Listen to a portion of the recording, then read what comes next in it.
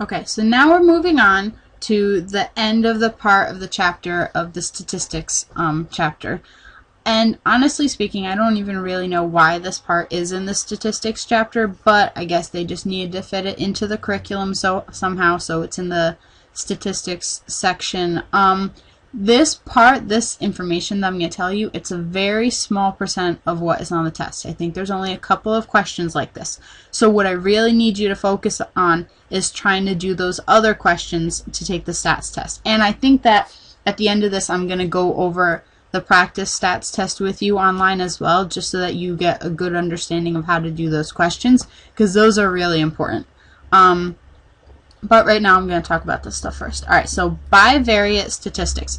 We talked about univariate statistics, and in univariate, the prefix, the uni, means one. And in bi, just like bicycle, we're talking about bivariate statistics. There's two variables in this. And I thought you're probably thinking, I thought you said that we're only doing one variable statistics, and I know. And we are doing only one variable statistics, except for with this stuff, and I don't really know why they put this in here, but okay.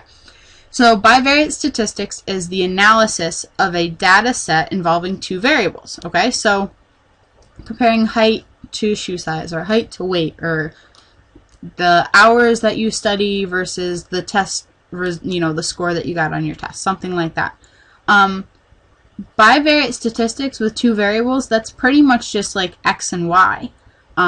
You're always comparing your x to your y when you're doing all sorts of equations. So it's really not that confusing, except for the fact that typically when I give you an equation that has x and y,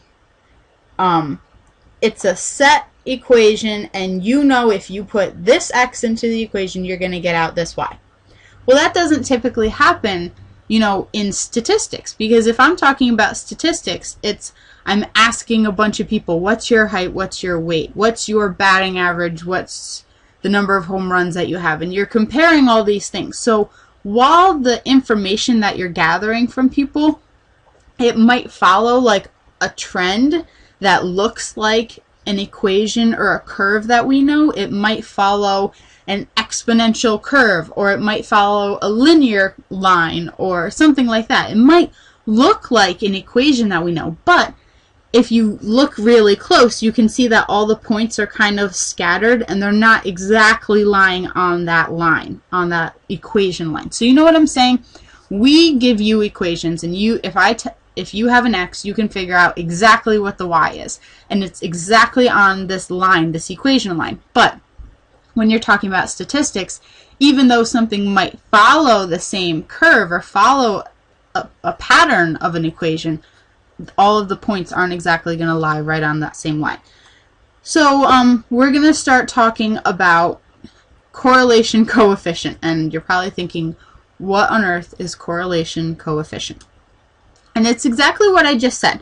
I just kind of explained that statistics, it might look like an equation. If you plotted all the points, it might look like it follows a specific line, but it's not going to be exactly on the line. So if you look at page 514 in your textbook, you can see pictures like this. So you see how there's a bunch of data points, and it looks like they're following this curve or this trend line. We also call it line of best fit. But all of the points aren't necessarily exactly right flat on a line. They're kind of scattered a little bit off of it. So when we're talking about correlation coefficient, we're talking about how closely these points actually are to the line of best fit. Okay, so the closer the points are to the line of best fit, the better they are at, you know, approximating this perfect line. If they are exactly dead right on this line, and I can write an equation and I can predict exactly where that line is going to go, then the correlation coefficient, or R value, is 0. That means that there is, or not 0, I'm sorry. If they are perfectly in line and right on a line, then the correlation coefficient is a 1 or a -1. -1 and +1, they indicate perfect correlation. Absolute perfect. They lie exactly dead flat right on a line. And you can see that on the bottom of the page right here. You see how those points are like exactly straight right in a line, even over here too? If they're straight exactly on a line like that, then the correlation coefficient is a +1 or a -1. And let me show you what the difference is. If the points line up, and obviously I can't draw a straight line to save my life right now, but if the points line up just like this, right in a straight line, and that line has a slope of 0, then a slope of 1. +1. Oh my goodness, a positive slope. Wow, I'm doing bad today. If the slope of the line is positive, the correlation coefficient is a +1 because that indicates where the slope is going. If the points line up like this and they're going in the negative direction and they're exactly straight on a line like that, then the correlation coefficient, is a -1. But something that is right in between the two of them, if you have dots or if you have data points and they're absolutely all over the place and they don't represent a straight line or an exponential equation or anything that you can see, there's no pattern that you can visibly notice, then the correlation coefficient is a 0 because there's no correlation between the data. There's no relationship or equation that you can see between that data, okay? So I would say that a picture like this in your book, that would represent like a 0 correlation because there's no pattern that you can see. Alright? So it kind of works like this. If I had like a number line that I set up like this, correlation coefficients, those R values, are only ever going to be between -1 and +1. You cannot have a correlation coefficient that's bigger than 1 or smaller than -1. Okay? They lie within that range. Kind of like the sine and cosine curves. They can only be between +1 and -1. Okay, so on this number line, you know, you could have a 0, you could have a 1, you could have a -1, you could also have decimal values that are in between there somewhere. But the closer that you get to a -1, or the closer that you get to a +1, the more perfect it's getting, the perfect correlation, okay? So the points are getting closer and closer and closer and closer to that line as you move, as the correlation coefficient, that decimal, as it gets towards +1 and -1.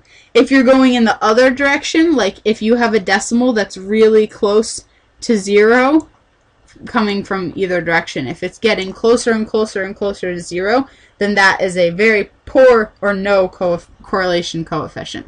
So, I wonder if she has examples on here. No. Okay. So, correlation coefficient is a value that your calculator is going to give for you. There is a mathematical way to figure out what the correlation coefficient is. However, we just don't do it. So the calculator will tell you what it is, except for the fact that you need to push a specific button to make sure that the calculator will tell it to you. Okay? This is something that you need to do as soon as you start taking your Regents exam, because if you don't, then you're going to be in big trouble. You see under or above the 0 button right here how it says catalog?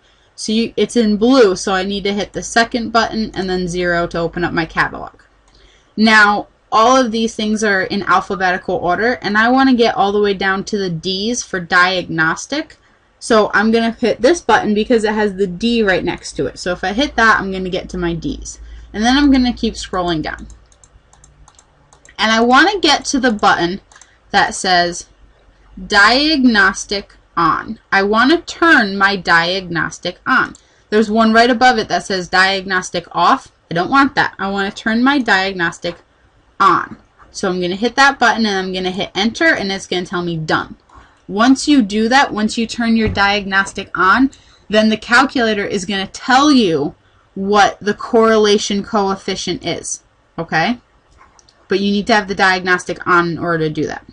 The next thing that we're going to talk about, I kind of explained before how in statistics we have data points and they might follow a certain pattern, and maybe that pattern is a linear pattern, or maybe that pattern is an exponential pattern, or one of the different whole variety of different kinds of equations that we've learned in our entire mathematical careers. Those points could follow the pattern of one of those equations. So the first one that we know is linear. Obviously, linear is a straight line, and you know it's called regression. Regression just means that the calculator is going to explain to us what the relationship is between the points. The calculator is going to give you the line of best fit. The calculator is going to tell you this is the equation that those points are following. Okay? So linear regression, if a graph shows a linear relationship, if it looks like it's going in a straight line, if all those points look like they're in a straight line, the graphing calculator can be used to find the linear regression line, or the line of best fit. We kind of heard about that, you know, back in like 7th and 8th grade when we were doing scatter plots, and the teacher would be like, oh, find the line of best fit, and we would kind of just draw a line right through it and, you know, like connect the dots or something. But because we didn't know the way to actually figure out what the line of best fit was. I still don't know how to do it, but I know that my calculator knows how to do it for me. Okay, so model problem 5 on page 518. Okay. Alright. On page 518, the table below gives the length of the right foot and the height of 10 males, all in centimeters. Okay, fantastic. So what we need to do is create the scatter plot that models these data using height as a function of foot size. We need to make a scatter plot. Okay. Let me teach you how to make a scatter plot on your graphing calculator. Okay. We have our diagnostic on, and that's really important. So now what I want to do is, it says stat plot right above my y equals. I'm going to hit the blue button and then go to stat plot. And it has all these different plots, and you could plot 4 different or 3 different graphs if you wanted to, but we only want to do one. So I'm going to hit enter when I'm on plot 1. Now my cursor is blinking on and off right on top of the on switch. So right now this plot is off and I want to turn it on, so I'm going to hit enter and it's going to move my cursor over to the on. Perfect. Then I'm going to hit down. You have 6 different options of the kinds of graphs that you can do. The first one has a bunch of dots randomly placed, and that's your scatter graph, or your scatter plot, which is what we want. So I'm going to hit enter on that. This is kind of like a scatter plot, but the lines are connected. I can't remember what that's called. This is a histogram. This is a box and whiskers plot. All sorts of fun things. But I want your cursor on top of the scatter plot. Then your X list is going to be in list 1, and your Y list is going to be in list 2, and we still need to actually edit those. So after you turn the plot on, we need to actually type in the numbers into those lists. So you're going to go to Stat, Edit, just like you did before, and we're back to all these lists. Remember we had the 3 student scores in there from yesterday? So I'm going to clear these out.